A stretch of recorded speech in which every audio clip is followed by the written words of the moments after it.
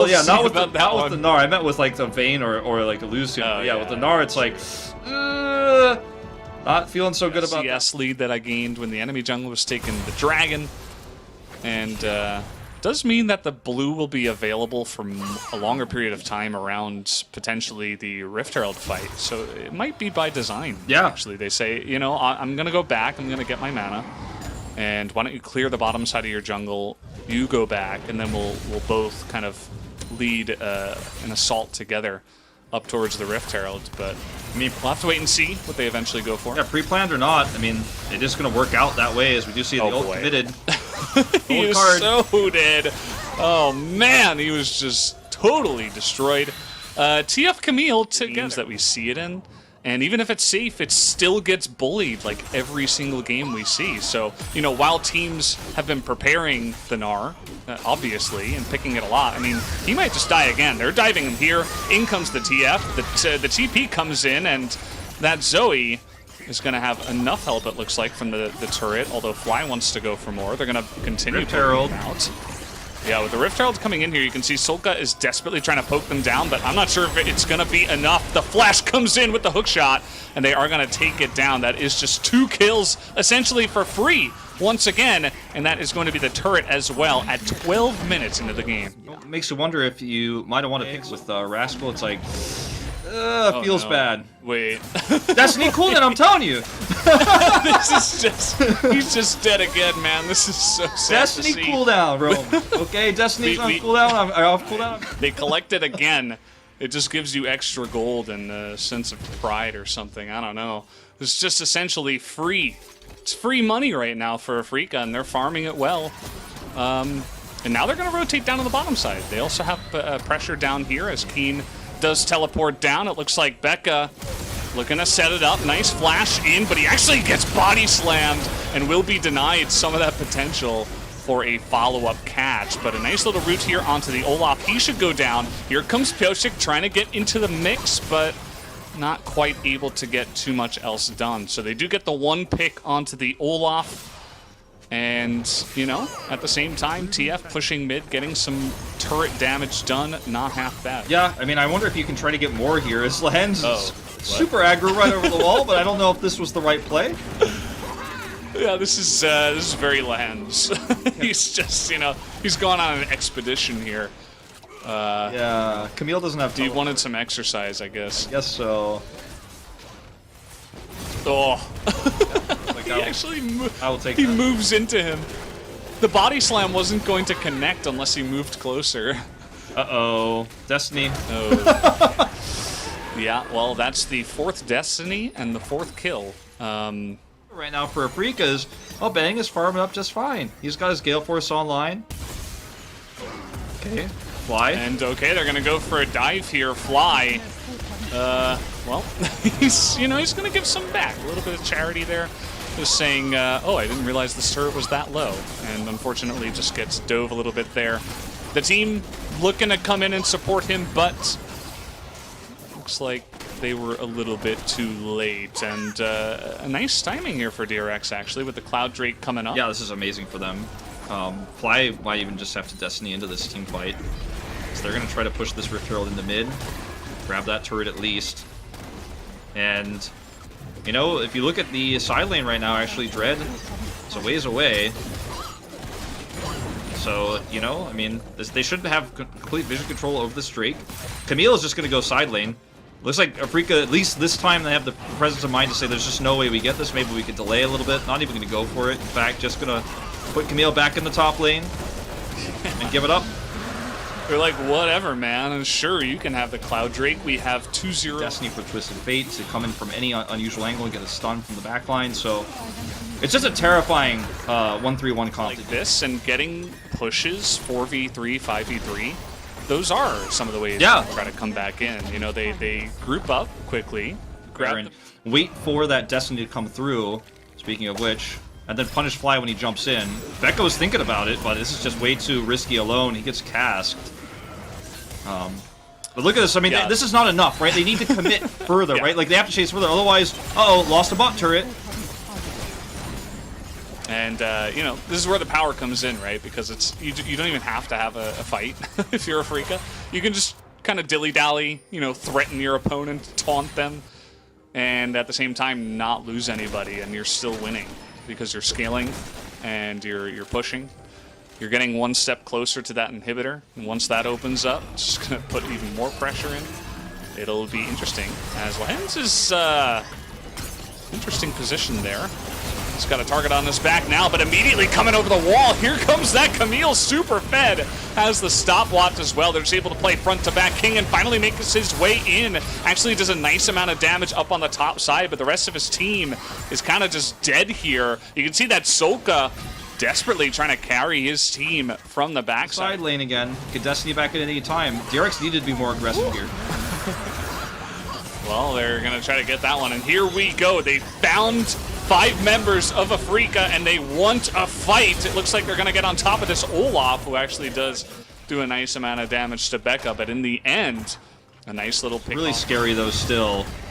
With Lehens here, you can actually add so much disruption. Becca's on the side to make sure that he doesn't have the perfect angle. There's the cask.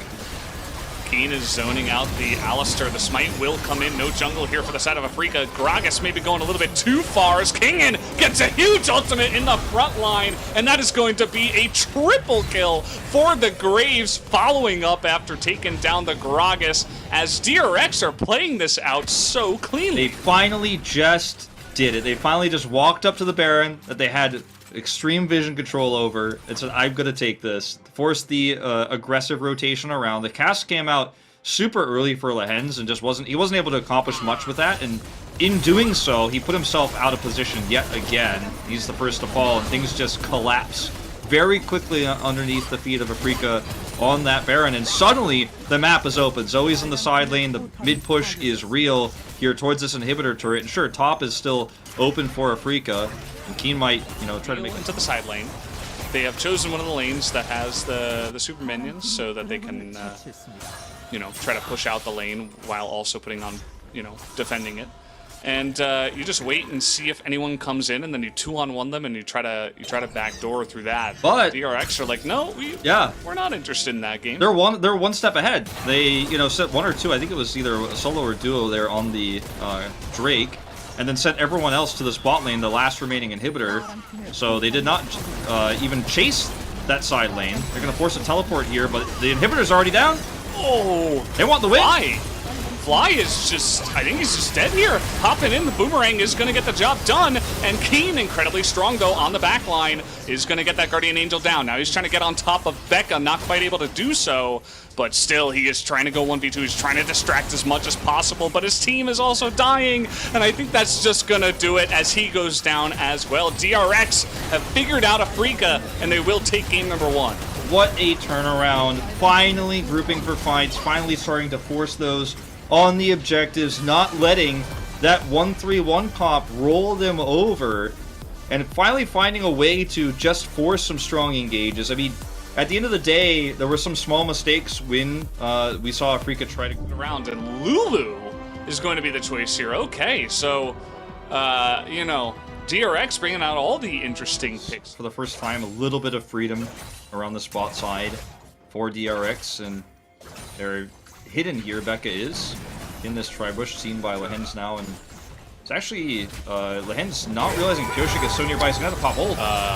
Lehens, yeah, trying to get on top of Pioshik here. We do have Dread coming in, and now DRX are in full retreat mode. Olaf, though, going forward. They're gonna catch Becca, but a really nice wild growth to keep him alive for just a bit longer, but he does go down to Keen, who does make his way in, and now Solka rooted down for a little bit too long. That's going to be a double kill going the way of Afreeca as they do take. But the timing is pretty wrong there to actually commit and make that happen. They're still going to get first turret here. First brick, as you know, it's been called in the past, and it's a huge win for them, and the tempo advantage continues, but could have been better actually if that was Why? He's like, no, you know, I'm going to take your blue buff now. Yeah. It's not fair. We got to trade 1 for 1 at least. Nice little bubble there from Solka, but now we have Born from the top side looking to get things going. The flash over the wall as he is really desperately trying to get the spike going.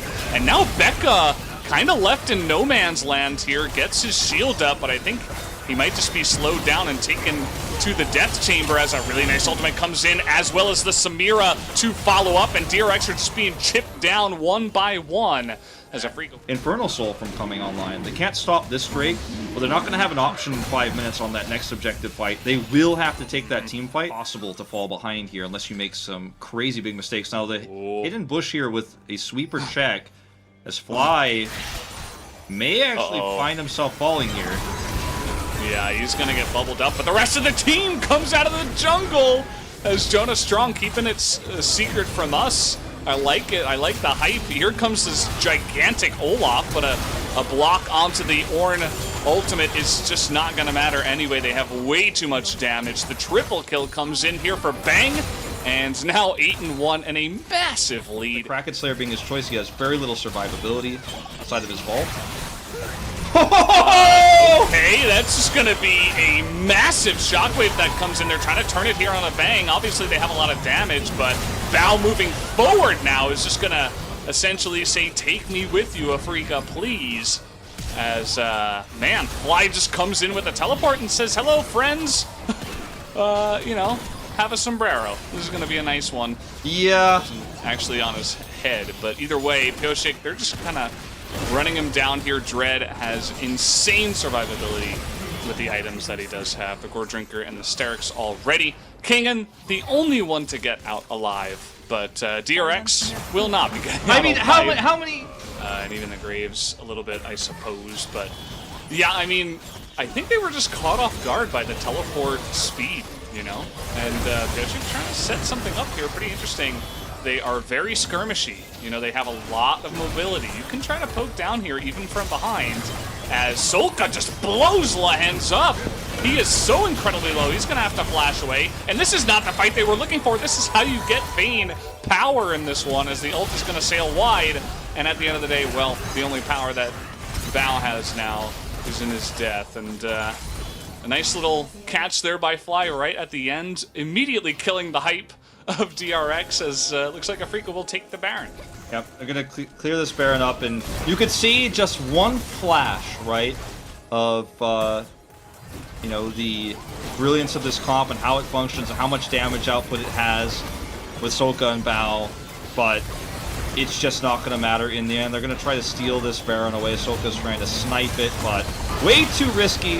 But I mean, what, you can't blame him for that. The game was over a while ago, so I mean, at least you know down on some popcorn chicken towards the end of that. As okay, Bang, what's going on here? You seem to have a lot of friends. He's a very nice guy, so it makes sense. But pick up all the objectives and slowly push in. Whereas DRX have been able to find some interesting angles to pick people off here and there. So that just, you know, that gains them 30 seconds each time. And if you do that, you know, 5-6 more times, certainly is a chance. Well, I mean, I see Bao here now. An unkillable death machine. And, I mean, one more fight here. Solka in a little bit of trouble. He pops forward, and he does not have flash. He is going to have that stopwatch. You can see the charm comes in. A huge knock-up from the side of the Ornn, and that is just about going to do it. As Pyoshik has nowhere to run, just going to get ulted down. Kingen as well. Just going to try to delay some time, and actually might be successful in that. As Fly, he knows the game is over. He wants the kill. Will he get it, though? That's the question. Kingen's just trying to zoom away. But, all right, well, all right. Spotted. Good play. Oh, trying to, Ace! I love the delayed ace. Production's just waiting to hit that button, and they got to do it there at the end. And Afreeca certainly pressed their buttons pretty well in this game, 19-2. In 30 minutes, a slaughter fest to the side of Afreeca. Really one-sided, nicely done, and it will bring us to a third game in the series. Just another test, another experiment gone wrong here. Unfortunately, time no see here for Keen in the top lane, an old favorite. And this draft has felt like pretty frantic. If you look at the way the bans look, even. Either way, here comes Pyoshik looking to. Okay, well, that's not how you hop over the wall. No. Oh, he's gonna get it though. He's gonna get the hop as well. He gets over the wall here, and now Dread might just die. He has to flash away. And Nimbus Cloak might just save his life. But nope, you're up against a Kindred, and he gives the stack with the kill. Plates essentially for free. I mean, just the way that lane has been going. Bao gonna pick up another plate there. Kingen just fine, keeping up in the top side against Keen. That's really all you could ask against a player like that. Yeah. And so, you know, kind of keeping things even for now. As, okay, we're going to get the big play with the cask, but little does he know that Dread is here just waiting to throw out that collateral damage. Not going to do so. Very. Push him out of the lane. Yeah, very much, I think, just a little bit too low on the damage to actually secure the kill, but they are looking for these plates here right before the 14-minute mark. Guys, the Kindred is insanely fast. You got to be careful. As down goes the Lamb's Respite, though. As that was a little bit too early. Still going to go down as Solka coming in, and now there's that play you were looking for from the side of Becca. They're trying to do some damage here to Keen, and they will eventually take him out as Fly not going to land his abilities there right at the end, and so Solka will be just fine. A very in and out, actually baiting the Kindred into a wonky spot. You know, and able to pick up that kill. An interesting build here for Dread, by the way, on this Graves. He's not actually going for the Gale Force. The big question is really, I mean, Rift Herald got taken essentially for free. The question becomes, where does DRX make their next move? Okay, here we see turret being committed to, teleports in, and they just still can't get it. They can't get it. Yeah, you know, just trying to chip it away, trying to do their best, throwing out some ultimates there with Solka. But at the end of the day, a lot, you know, looks like we're having a little bit of a K-Ram here as we have the, the Cloud Drake coming in.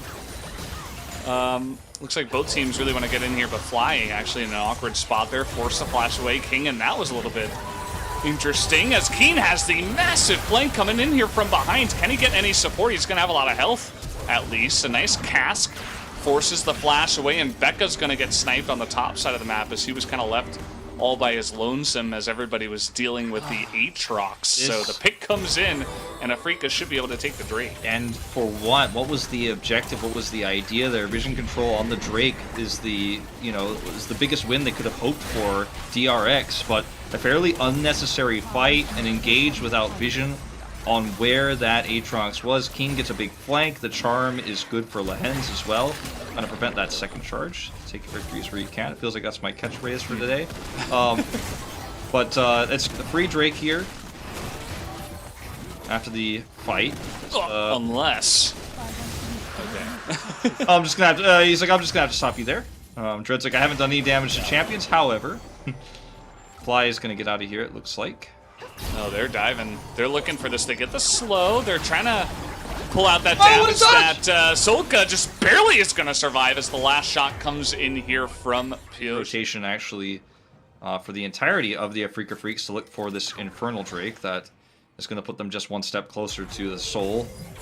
Not going to get the root, but look for the charm. Whoa, that is really big. They're going to get that kill onto Lehens immediately. We still have Lamb's Respite here, so they can just fight front to back. A huge engage from Becca making the big play this time around. Keen is unbelievably tanky. Nice follow-up from King, and then finally we have the Kaisa entering the fight, doing that damage in the backline. Going to be able to take down everybody. Fly does get the kill eventually onto Pyosik, but that is it. That is the only thing that Afreeca get in this fight, and DRX take a big one and move towards the back. You and I talked about it off broadcast, you know. I said, I wonder why we just don't see Seraphine as much, because it seems really impressive, seems like a great support, great team fighting, and your response, which was the truest and most honest, you know, answer you could give for especially the situation is, well, she's very squishy, right? And in this situation, when Lehens looks for the engage, he doesn't hit the root and just commits to the charm, and it's just blown up instantly. The rest of Afreeca Freecs don't have a way to really force the issue, especially with Lamb's Respite. We're starting to see the first signs of potentially the base being broken into for Afreeca, and maybe putting some pressure on the inhibitors. Pyosik looking for a little bit of pressure here on Keen. He's gonna back away. Ooh. Yeah, gotta be careful about shockwaving the Zoe that pops forward. you wanna try to aim it at the back side of that one, but Pyosik having some fun as well, just hanging over the side of the wall, takes a huge beating to the face I mean, from the Zoe. it's a really low cooldown. You can see it's almost already halfway back available, but this unfortunately doesn't have it for this next bit. There's only a minute left of the Baron buff, so looks like Afreeca, barring a huge mistake here, should keep all their inhibitors alive, as well as their inhibitor turrets here, which really could have been a huge way for DRX to push this lead forward. Yeah, let's see. I mean, they still have the Baron buff. They're pushing pretty hard into the mid. They're not giving it up, yeah. They're just going to keep pushing. You know, yeah, it's not a very strong push, as their siege is okay with the Orianna, mainly, and I suppose the Kindred. But other than that, you got a couple of beefy boys that are melee, and the Kai'Sa is pretty low range, so they're more so of a hard engage comp, if you will, getting the Kai'Sa into the backline. And speaking of which, we do have the cast coming out here, but not amounting to a fight. They're just going to take down the turret and maneuver over to the mid lane here. They want to use the last seconds, literally, of their Baron buff to try to get any kind of value from this. Certainly, you know, fulfilling that role here in this game. They know he's there. And they realize, yeah, he was clearing a ward in the pit, and they saw him dash over the wall, so they're like, okay, sure, we'll just push down mid. We have this wave coming in, and thank you very much. All DRX have to do is use this Kindred range and siege these inhibitors and never take a fight on Afreeca's terms, and then eventually the map belongs to them. Oh. This is the last risky place they'll be. Oh, they get the charm on the Kindred! Can they burn him down? No, they can't quite get the kill, and they're going to look to turn this one around. Becca in the front line just gets burst to smithereens. I'm not sure about that play. Going full-on Rambo mode into the backline, and now everybody on the side of DRX is just on the run. Remember Solka, we were talking about him, he's super fed. He's going to have some free damage here on the escape. King with some fancy feet there. Going to be able to get either way, but he's just going to rush it down so fast. And finally they're able to do something than just stare at this Baron and clear wards. Yeah, Marco's on the Baron, so there's that. They're going to set their sights on that now. I mean, we saw the damage before, so it's just like anytime they feel like they have any chance. King, and that was a pretty interesting body slam over the wall, but he had his team right there ready to support him. As Keen, once again, you know, looking for those plays. He's caught! Really nice cask, and can they actually burst him down? They're going to get the Guardian Angel out of him immediately. Before this fight even begins, there's the body slam, and there goes down Keen. There's no way to fight massive pick-off here for DRX. There's no way for Afreeca Freecs to fight this anymore. There's just no way. Bao is extremely confident to go ahead and Killer Instinct in. He wants to end this game right now. They don't even want to fight the Baron. They are pushing this in super hard. Fly shows himself in top lane. Without the damage of Keen, without the knockups that he has, there's just no way to poke this with the wave that's here. DRX are going to try to push to end this series. Yeah, and they might just be able to do it. I mean, they have the waves coming in here. As you mentioned, no Baron, but they have so much range and potential with this Kindred, just using King in the front line. A massive shockwave. They're going to get the kill on the enemy jungler, and now they have their sights set on this Nexus. They want to stick the landing here. Curtain calls out temporarily. King in. He does it again. A really nice engage here once again. And now Bao looking for the kill onto Bang. Not going to get it, but they get the rest of it. And it looks like DRX have actually done it here in 3 games. Down to 39 minutes in the last one. They finally take down that Nexus. And a pretty huge performance from the side of DRX to take that one. DRX showcasing that there is absolutely some potential in this roster of rookies with their lack of experience.